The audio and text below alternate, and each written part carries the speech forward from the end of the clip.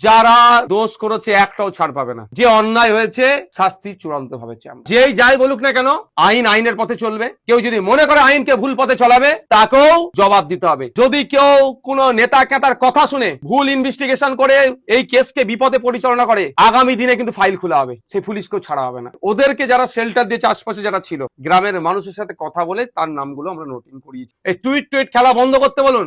এখন 10-12 বছরের বাচ্চারা টুইট ভালো খেলতে শিখে গিয়েছে। কোনো না কোনো জায়গায় আবার একটা আন্ডার প্রেসার রাখার চেষ্টা হচ্ছে। এই গ্রামে এই ধরনের পরিস্থিতির সম্মুখীন গ্রামের মানুষ হয়নি, যথেষ্ট এরা আতঙ্কে। যে একটা শিক্ষার জন্য কথা বলতে গিয়েছে, পিটিএ মেরে দেবে মানুষকে।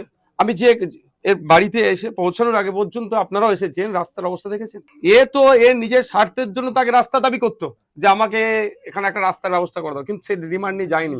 গিয়েছে, আমার ভাই গিয়েছে যে এলাকার শিক্ষা প্রতিষ্ঠানের মান উন্নয়নের জন্য। আক্রমণ করছে কারা? শাসক দলের ছত্রছায়া থেকে যারা থাকছে। পশ্চিমবাংলা সরকার এবারে বাজেটে স্কুল এডুকেশনে একটা কথা উল্লেখ করেছে, PM3, অর্থাৎ স্কুলের আপলিফমেন্ট ডেভেলপমেন্ট করার জন্য একটা প্রজেক্ট নিয়ে আসছে, যেটা সেন্ট্রাল গভর্নমেন্ট ফান্ড দেবে। তাহলে এই যে দাবিটা করছে, এও তো স্কুলের ডেভেলপমেন্টের দাবি করছে। পশ্চিমবাংলা সরকার বাজেটে দাবি করছে স্কুলের পরিকাঠামো উন্নয়ন করব, স্কুল শিক্ষা ব্যবস্থার উন্নয়ন হবে।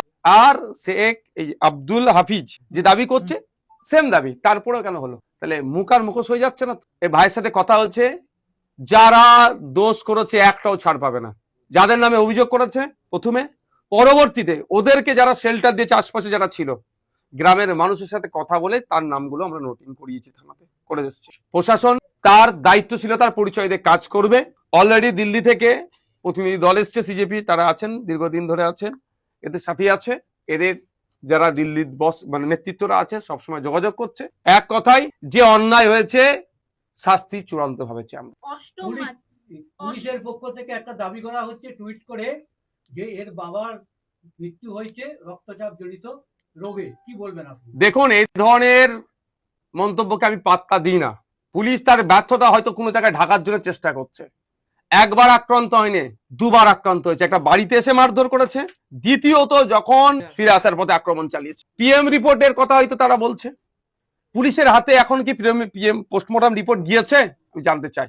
যদি গিয়ে থাকে, তাহলে নিশ্চিতভাবে একটা কপি আমাদের বাড়িতে আসতো। এ বাড়িতে আপনারা রিসিভ করেছেন? তাহলে কোথা থেকে পেল?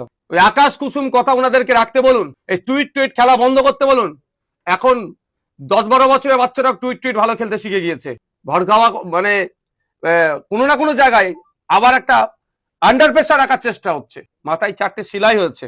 দেখুন, একটা কথা বলি, ফরেন্সিক টিম এসে কি হয়ে যাবে আমি এটা বলতে পারবো না, কারণ এভিডেন্স আর আছে, ও তো ডিস্ট্রয় হয়ে গেছে। এই যে ঘরে আমরা যাতায়াত করছি এতজন, সব তো শেষ। বৃষ্টি হলো, আর কিছু পাওয়া যাবে কি বলতে পারছি না আমি। তারপরেও যখন আই উইটনেস আমরা আছি, গ্রামের প্রচুর আই উইটনেস আছে।